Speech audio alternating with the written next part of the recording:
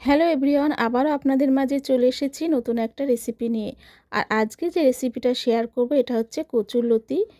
অনেকে অনেক রকমভাবে কচুরলতি রান্না করেন, তো আজকে আমি একটু অন্য রকমের স্টাইলের কচুরলতি রান্না করব, যেটা খেতে দারুণ লাগে। তো এখানে দেখুন আমি কচুরলতি ভালো করে কেটে জল দিয়ে ধুয়ে জল ঝরিয়ে রেখেছি। এবার সেদ্ধ করে নেব। তো কড়াইতে আমি জল বসিয়ে নুন দিয়ে দিলাম, তারপরে এই কচুরলতিগুলো দিয়ে দিলাম। লতিগুলো একটু মিশিয়ে নিচ্ছি নুনের সাথে। আর এটাকে ঢাকা দিয়ে আমি কিছু টাইম সেদ্ধ করে নেব। আর সেদ্ধটা কিন্তু বেশি করবেন না, না হলে গলে যাবে। তো এটা ঢাকা দিয়ে রাখবো সেদ্ধ হওয়ার জন্য। কিছুক্ষণ পর আমি চলে এসেছি আর লতিগুলো চেক করে দেখব যে কতটা সেদ্ধ হয়েছে। আর এই লতি কিন্তু বেশি আপনারা গলিয়ে সেদ্ধ করবেন না, না হলে কিন্তু একদম ঘেটে যাবে। দেখুন এরকম খুন্তি দিয়ে যখন দেখবেন যে এরকম নরম হয়ে গেছে, তখনই জল থেকে জল ঝরিয়ে নেবেন। দেখুন একদম নরম হয়ে গেছে, কিন্তু অথচ গোটা গোটা আছে লতিগুলো। তো আমি জল ঝরিয়ে রেখেছি। এবার আমি চলে এলাম ওই একই কড়াইতে তেল বসিয়েছি আর ফোড়নে দিলাম কালো জিরে আর একটা শুকনো লঙ্কা, সেটাকে ভেঙে দিয়ে দিলাম। ফোড়নটা একটু ভাজা ভাজা হয়ে গেলে আমি এখানে পেঁয়াজ কুচি দিয়ে দিচ্ছি। একটা বড় সাইজের পেঁয়াজ, সেটাকে আমি হাফ করে কেটে নিয়ে সেটা দিয়ে দিলাম। দিয়ে একটু নাড়াচাড়া করে মিশিয়ে নিচ্ছি।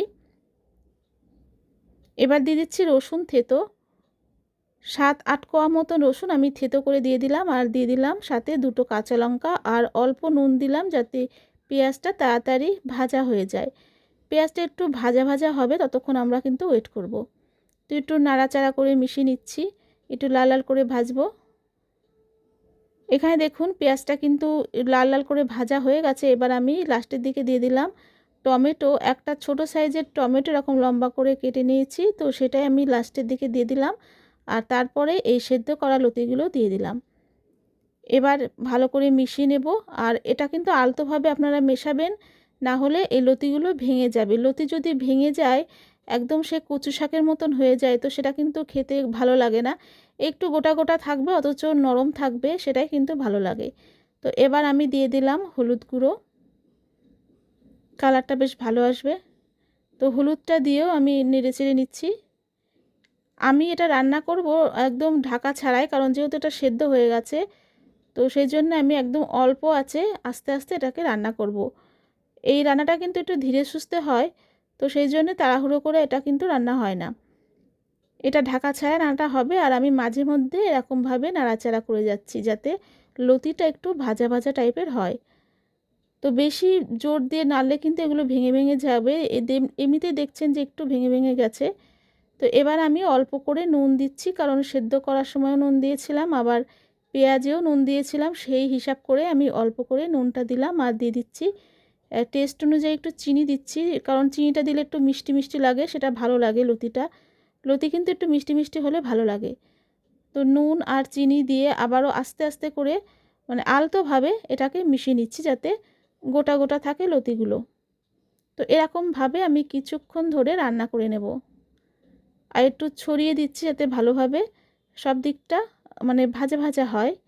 আর এরকম মাঝে সাঝে আপনারা এরকম নেড়েচেড়ে করবেন। লতি যারা করেন তারা তো জানেন যে একটু একবারে হয় না, একটু আস্তে আস্তে হয়। এরকমভাবে নাড়াচাড়া করলে কিন্তু কিছু টাইমের মধ্যে লতিটা হয়ে যাবে। তো লতিটা অনেকটা হয়ে গেছে একেবারে লাস্টের দিকে। এবার আমি এতে দিচ্ছি সর্ষে বাটা। তো এই সর্ষে বাটাটা আমি কাঁচা লঙ্কা আর নুন দিয়ে বেটে রেখেছিলাম। এবার এর থেকে আমি 2 চামচ মতন দিয়ে দিলাম, সবটা আমি দিইনি। এই সর্ষেটা একটু মিশিয়ে নেব। আর লতি কিন্তু আমাদের হয়ে গেছে, একেবারে যখন হয়ে যাবে লাস্টের দিকে সর্ষে বাটাটা দিয়ে দেবেন। আর এই সর্ষে বাটাটা দেওয়াতে এই লতির যে টেস্ট, এটা কিন্তু দ্বিগুণ হয়ে যায়। তো এরকমভাবে আপনারা বাড়িতে করে দেখবেন, খুব ভালো লাগে খেতে, দারুণ টেস্টি হয়। তো আপনারা দেখতেই পেলেন যে আমি খুব আলতোভাবে এই সর্ষে বাটার সাথে লতিটা একটু মিশিয়ে নিচ্ছি। লতিটা কিন্তু বেশি টাইম ধরে মেশানোর দরকার নেই, মোটামুটি একটু মিশিয়ে 2-3 মিনিট মতন আমরা নাড়াচাড়া করে নেব। তো এখানে দেখুন আমাদের কিন্তু হয়ে গেছে লতিটা। এবার আমি নামিয়ে নেব।